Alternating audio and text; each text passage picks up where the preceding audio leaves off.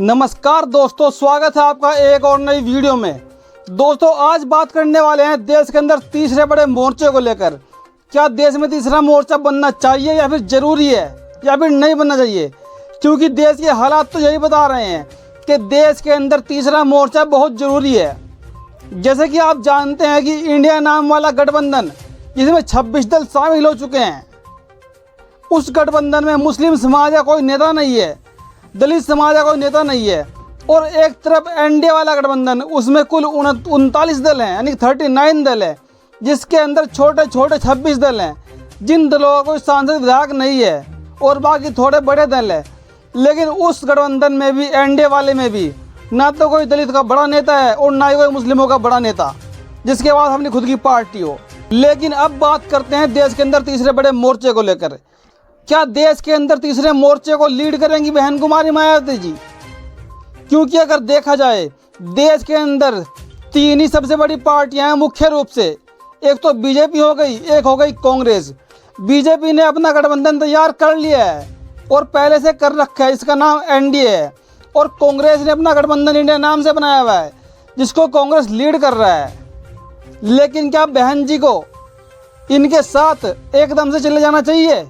सवाल का मुद्दा ये है, क्या बहन जी को इनके साथ एकदम चले जाना चाहिए गठबंधन में, हाँ या ना? क्योंकि बहन जी के पास एक राष्ट्रीय पार्टी है, बड़े लेवल की पार्टी है। अब सोचने वाली बात यह है कि अगर बहन जी के पास बहुजन समाज पार्टी बहुत छोटी सी होती, तो बहन जी शायद गठबंधन के पीछे लग जाती एकदम से कि साहब हमें भी ज्वाइन करा लो गठबंधन में। लेकिन बहन जी के पास बड़ी पार्टी है। बहन जी को 2019 में भी लगभग 20% वोट मिला था।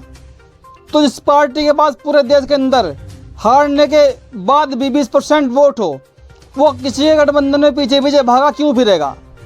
और बहन जी ने ये बहुत बढ़िया नीति खेली है, एकला चलो की राजनीति, क्योंकि 20% वोट भी बहुत बैठता है। और कहीं ना कहीं देश के अंदर मुस्लिम समाज को लेकर अटकलें तेज हो रही हैं कि देश के अंदर ओवैसी और बहन कुमारी मायावती जी का गठबंधन होने वाला है। और उस गठबंधन के साथ आंध्र प्रदेश के सीएम जगन मोहन रेड्डी और हरियाणा के, पंजाब के सुखबीर सिंह बादल और भी नवीन पटनायक जैसे बड़े नेता साथ में आएंगे। क्योंकि जब भी देश के अंदर तीसरा मोर्चा बना है, तो सरकार तीसरे मोर्चे ने बनाई है। यानी कि अब देश के अंदर मुकाबला त्रिकोणीय होने वाला है। अगर बात करें बीजेपी की, तो बीजेपी के पास कितना वोट बैंक है आप खुद भी सोच सकते हैं। अगर बीजेपी के पास से दलित तो पहले से ही अलग है, मुस्लिम भी अलग है, दलित हो गए 22%, मुस्लिम 15%, और अगर वहाँ से ओबीसी समाज को हटा दिया जाए, तो बीजेपी के पास बचा क्या है? वही ब्राह्मण बनिया ठाकुर। और आज की डेट में बीजेपी से ब्राह्मण भी परेशान है, बनिया भी परेशान है।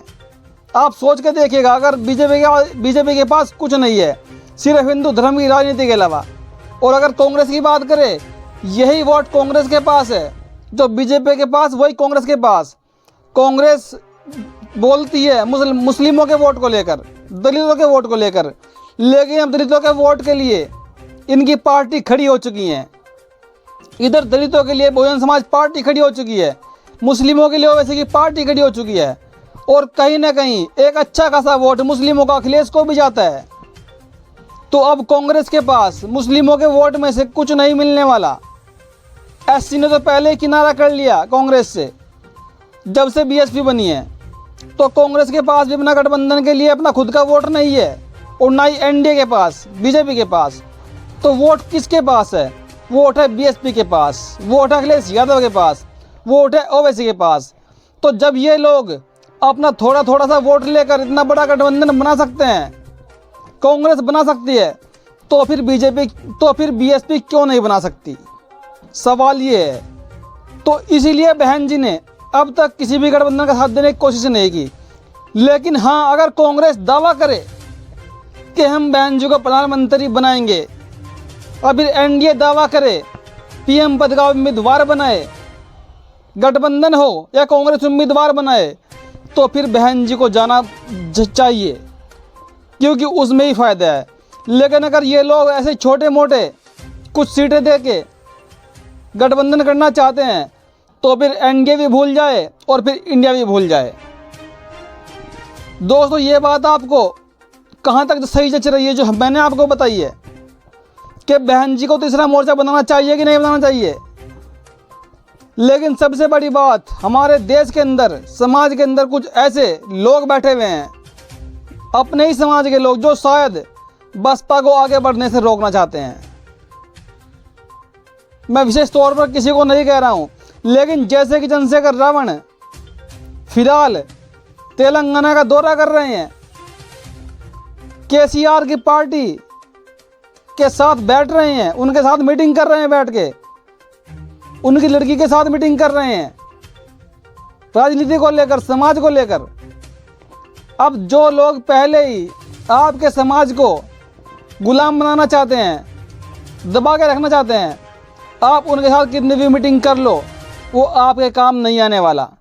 आपके काम आपके समाज के नेता ही आएंगे, समाज के बड़े लीडर ही आएंगे। अब जिस केसीआर ने पहले ही बयान दिया था 2020 में कि देश के अंदर संविधान बदलना चाहिए, अब उन केसीआर से ही भीम आर्मी प्रमुख चंद्रशेखर आज़ाद उन्होंने बुलाया और चंद्रशेखर आज़ाद दौड़े दौड़े पहुंच गए। अब इनको क्या हासिल होगा? और इस कल की खबर को लेकर ये खबर पूरे देश में आग की तरह फैली हुई है। जो युवा चंद्रशेखर के साथ लगा हुआ था भीम आर्मी के नाम से, अब वो भी युवा कटने लगा है चंद्रशेखर आज़ाद से, क्योंकि चंद्रशेखर आज़ाद लगातार ऐसे ही कार्य कर रहे हैं। कभी वो अखिलेश की स्टेज पर बैठे हुए नजर आते हैं, कभी वो कांग्रेस से मिल जाते हैं, अब पहुंच गए केसीआर के पास, कभी जयंत चौधरी के पास। इनके मंचों से दूसरे पार्टी के नेता अपनी पार्टी के नारे लगाते हैं कि हमें वोट दीजिए, और चंद्रशेखर के जो साथी हैं वो ताली बजाते हैं। ये बड़ी शर्म की बात है। इनको गठबंधन में अभी तक नहीं लिया गया और ना ही कोई पूछ रहा है। आपने देखा होगा 2022 के विधानसभा चुनाव में भी चंद्रशेखर आज़ाद रो रो कर अखिलेश यादव से सीटें मांग रहे थे, लेकिन फिर भी गठबंधन नहीं हो पाया था, ना इनको सीटें दी गई। उसके बाद भी चंद्रशेखर आज़ाद अखिलेश जी के बराबर में बैठ गए जाकर सहारनपुर के अंदर उपचुनाव में। मिला क्या? जीता कौन? बीजेपी ने अपना मेयर जिता लिया। बहुजन समाज का मेयर समथिंग 8000 वोटों से रह गया। यानी कितना नुकसान समाज का हो रहा है इन छोटे छोटे कार्यों से। तो दोस्तों आपको सोचना पड़ेगा, समाज को सोचना पड़ेगा, समाज को कहाँ जाना है और कहाँ तय करना है कामयाबी का रास्ता। तो दोस्तों बात चल रही थी देश के अंदर तीसरे मोर्चे को लेकर। क्या देश के अंदर तीसरा मोर्चा बहन जी को बनाना चाहिए? क्योंकि बहन जी के पास एक बहुत बड़ी पार्टी है, राष्ट्रीय लेवल की पार्टी है, कोई छोटी मोटी पार्टी नहीं है। बहन जी का वोट लगभग पूरे देश में है, पूरे देश में, और इनको लोग बाहर से भी सपोर्ट कर रहे हैं। अभी एक लड़की का ट्वीट आया है, उन्होंने कहा कि अगर कांग्रेस बीजेपी को सत्ता से हटाना चाहती है तो कांग्रेस के पास सुनहरा मौका है बीजेपी को हटाने का, कि वो बहन जी को चुपचाप आराम से बुलाकर पीएम पद का उम्मीदवार घोषित कर दे गठबंधन में शामिल करके, तो तब जाकर आप लोग बीजेपी को हरा पाएंगे, वरना आप में वो दम नहीं है।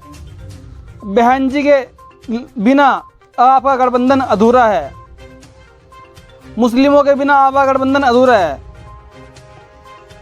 क्योंकि टोटल 35% वोट बैंक बैठता है मुस्लिम और दलित को मिलाकर।